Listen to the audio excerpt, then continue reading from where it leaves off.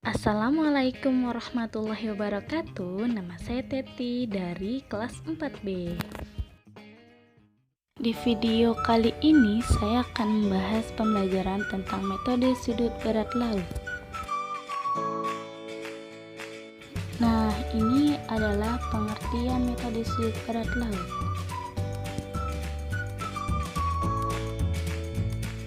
Nah, di sini bisa kalian baca langkah-langkah pengerjaannya ya.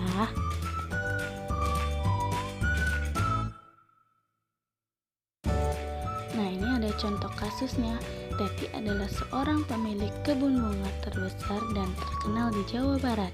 Ia memiliki 3 kebun bunga terbesar, yaitu Rainbow Park, Amaryllis Garden, dan Sunflower. Teti bekerja sama dengan pemilik toko bunga ternama, yaitu Konita. Konita meminta bunga yang dipesannya diantar ke toko bunga yang berada di Bogor, Cianjur, dan Bandung. Masing-masing bunga yang dipesannya yaitu 100 ikat, 150, dan 200 ikat. Setelah melakukan survei ke kebun, persediaan bunga yang dapat disuplai dari tiap kebun yaitu 145 ikat, 180, dan 125 ikat. Lalu Teti melakukan perhitungan biaya pengiriman dari tiap kebun ke toko bunga. Total biayanya bervariasi tergantung jumlah muatan. Biaya pengangkutan per ikat dari kebun Rainbow Park ke masing-masing toko bunga yaitu 5.000, 10.000, dan 15.000.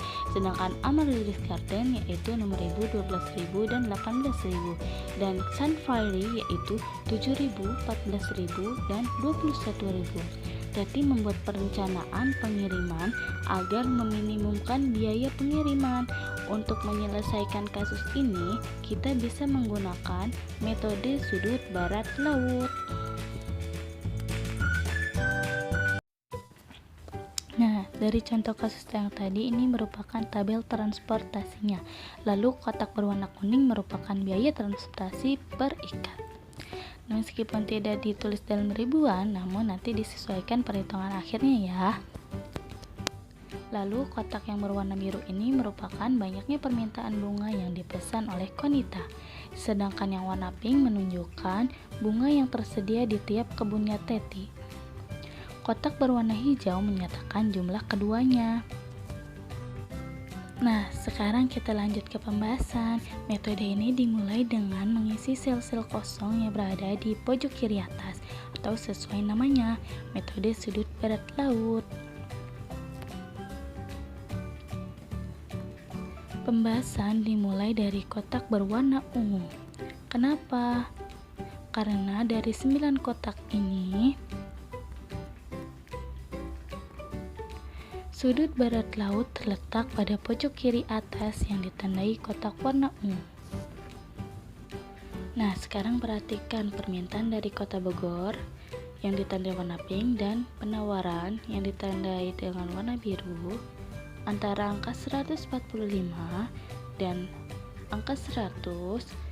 Yang paling kecil adalah 100. Jadi yang ditandai dengan kotak warna ungu ini kita isi dengan angka 100. Karena permintaan dari Kota Bogor sudah terpenuhi yaitu 100, maka kotak warna coklat dan kotak warna hijau tidak perlu diisi. Kita bisa tandai dengan X. Tanda X ini menyatakan bahwa tidak ada barang yang perlu dikirim karena sudah terpenuhi. Sekarang perhatikan penawaran dari kebun Rainbow Park. Penawarannya 145, sedangkan yang dikirim ke Kota Bogor adalah 100. Berarti penawarannya itu masih sisa 45. Selanjutnya pada 6 sel kotak ini, kita kerjakan paling kiri atas yang ditandai warna ungu. Kemudian lihat ada angka 45 dan angka 150. Karena antara kedua ini ada yang paling kecil yaitu 45, maka kotak yang warna ungu kita isi 45. Sehingga kotak yang di sebelahnya kita beri tanda X. Karena penawaran sudah habis. Nah, sekarang kita lihat permintaan di Kota Cianjur 150 dan yang sudah dikirim 45. Berarti permintaan masih sisa 105. Sekarang sisa 4 kotak sel yang masih kosong. Sekarang perhatikan paling kiri atas yang ditandai warna orange. Itu yang akan kita kerjakan. Lalu antara angka 180 dan angka 105, yang paling kecil kan 105. Berarti angka 105 diisi di kotak warna orange yang tadi. Jadi angka 105 di sini bisa kita coret karena sudah memenuhi permintaan Kota Cianjur.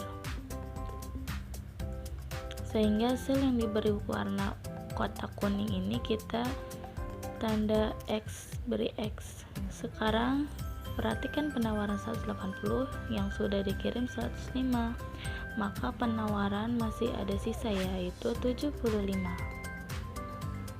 Selanjutnya pada 2 kotak sel ini, maka kotak yang paling atas itu yang kita kerjakan. Meski bukan di pojok sebelah kiri, ini bisa karena hanya satu kolom. Antara angka 200 dan 75,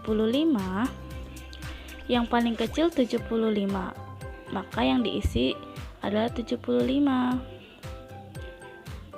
Dan penawaran sudah terpenuhi, maka 75 di sini dicoret. Perhatikan permintaan dari Bandung adalah 200, sedangkan yang sudah dikirim 75. Maka permintaan Kota Bandung yang belum dikirim adalah 125.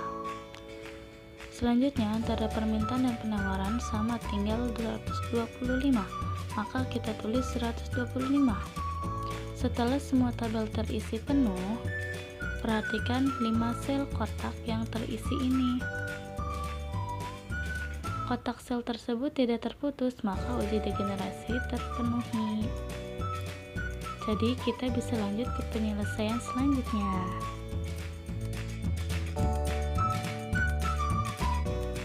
Nah, tabel ini adalah tabel biaya transportasi.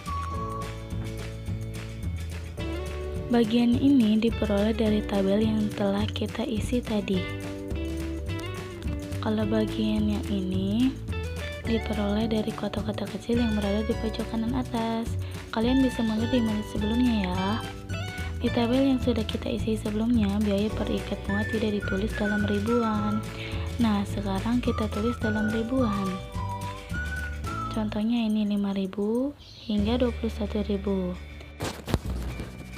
Jadi total biaya transportasi yaitu Rp6.185.000. Sekian penjelasan dari saya. Semoga bermanfaat. Wassalamualaikum warahmatullahi wabarakatuh.